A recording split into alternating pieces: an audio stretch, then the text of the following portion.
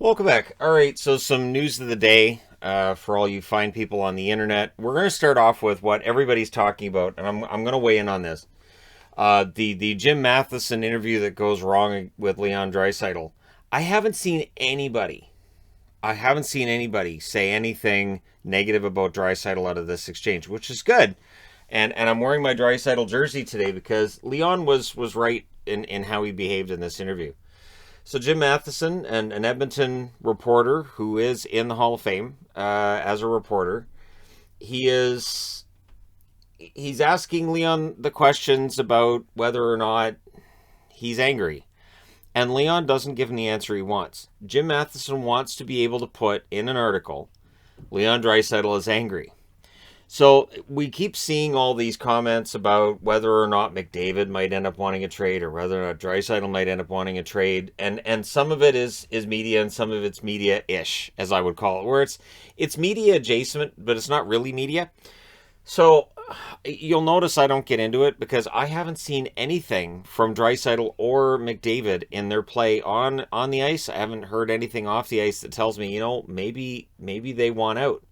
With Eichel, we had those quotes of him being frustrated from all the losing, and just from year to year, you could tell that Eichel was getting more and more frustrated with the Sabres as an organization. I don't get that same feeling with McDavid or Draisaitl.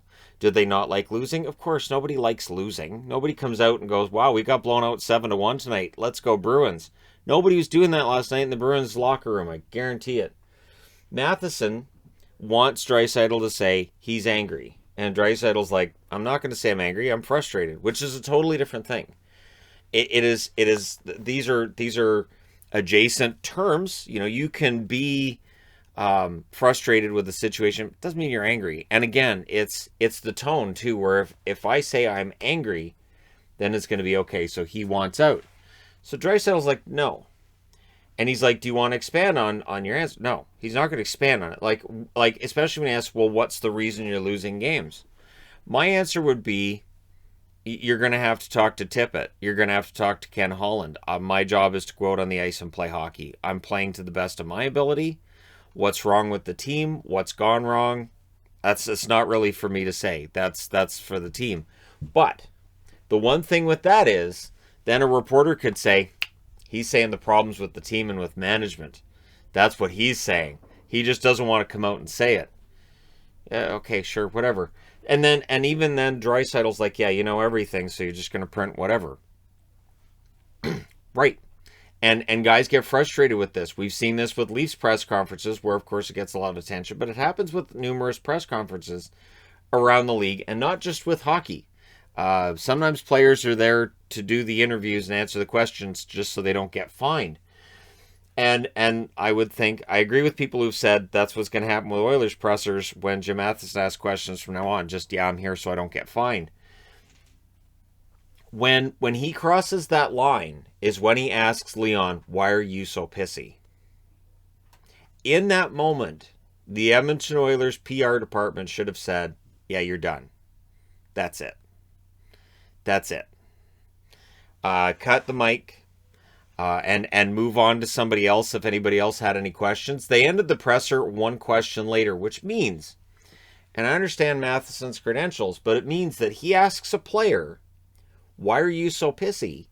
and then feels like he can ask a follow-up question after that. I am bewildered by that. That as soon as it becomes confrontational, and it's the reporter that takes it there, it's not Leon Draisaitl. As soon as the reporter takes it to that level, yeah, the interview's over.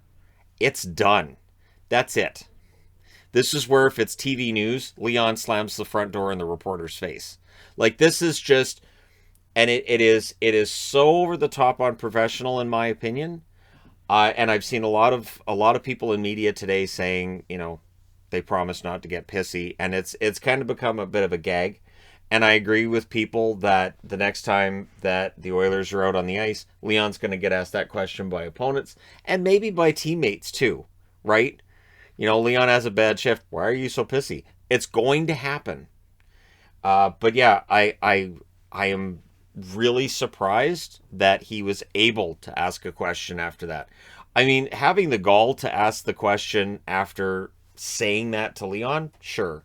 Because the gall to say that to Leon in the first place. Leon Draisaitl's a great guy. I've never seen anything about Leon Draisaitl that says he's not a great guy. He's very laid back. It's just his personality. I don't think he's mad, and I think frustrated is a completely different thing. It may be adjacent, but it is a different thing. And so with the Oilers on these losing streaks, like even the other question he asked too, which was, you're on your second 6-game losing streak of the season. Don't you feel like you guys were beyond this? Yeah, sure. And that's all Leon's answer is, sure. Because again, it's fishing, right?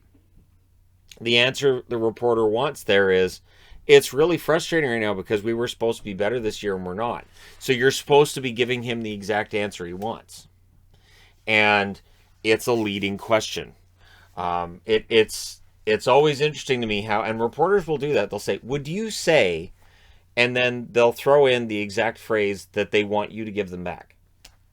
Would you say that this is a terrible situation for your family? Yes, this is a terrible situation for his family, for my family. And then that's what's in the notes. It says it's a terrible situation for his family. No, you said that, and then you said it first, so it doesn't count. It's leading. So, yeah. Kudos to Leon Draisaitl for not storming out. Kudos to Leon Draisaitl for keeping his cool. And again, I hate to see that in an interview. I hate to see that happen with anybody. So this isn't just a hockey thing. This is just in general. That when a reporter is taking this stance of, I want this answer. Give me that answer. Give it to me now. Now. And you know, the person he's interviewing goes, no, I'm not doing that. Where are the old guys that had the exchange, you know, in the apartment building? Yeah, I used to be your boss. Yeah, how did that turn out? We're like, get them to do the interviews. I don't know. I didn't get the answer from Leon that you wanted. Well, maybe I could get it. Well, maybe you could. All right. So, anyways, here's to hoping that Leon and the Oilers, that things get better. And I mean that. I legitimately mean that. I don't like seeing any team going through that level of misery in any given season. So. Hopefully the Oilers, things start getting better, and then all of a sudden the media will talk about everything's getting better again. There are legitimate reasons to talk about the Oilers and what they're going through. There's zero blame on Leon Draisaitl. None. Draisaitl and McDavid are the two that there is no issue there. So, again, poking at them is odd to me.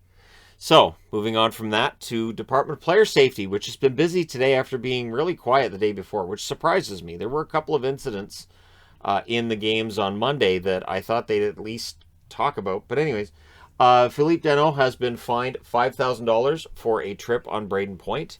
That is apparently what led to the fight between them last night. So, yeah, Danault fined $5,000.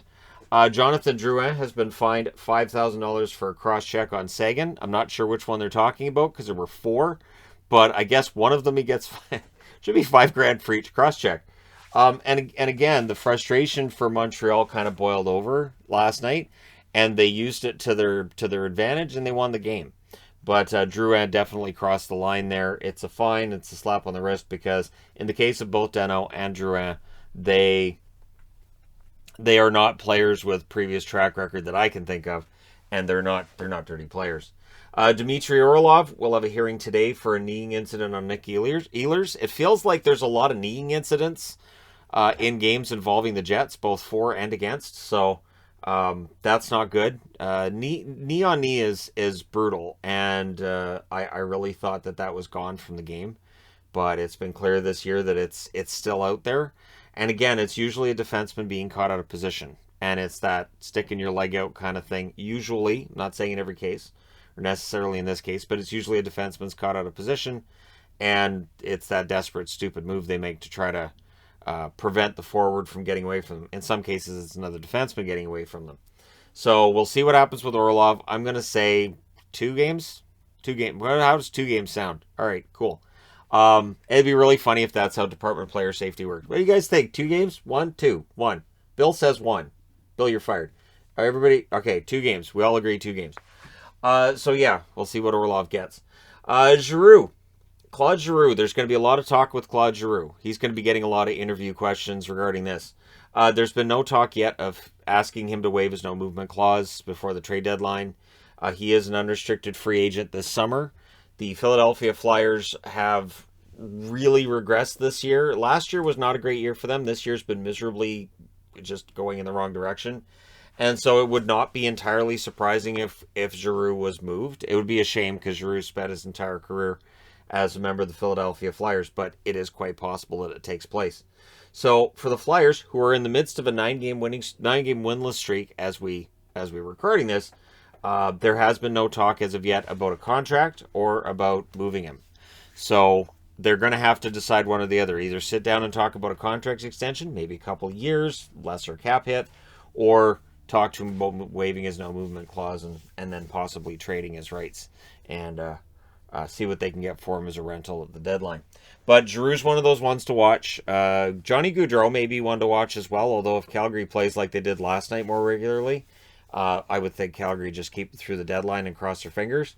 But yeah, so for the Flyers, we'll see what happens. Giroux's the biggest name out there. There are other members of the Flyers who may end up on the block as well. But let me know your thoughts in the comments section below as always. Don't forget to hit like and subscribe. If you're browsing your way through, you just happen upon this video. And promise from me to you, I will not get pissy in any of my videos today. That's what I vow. I will talk to you guys again soon.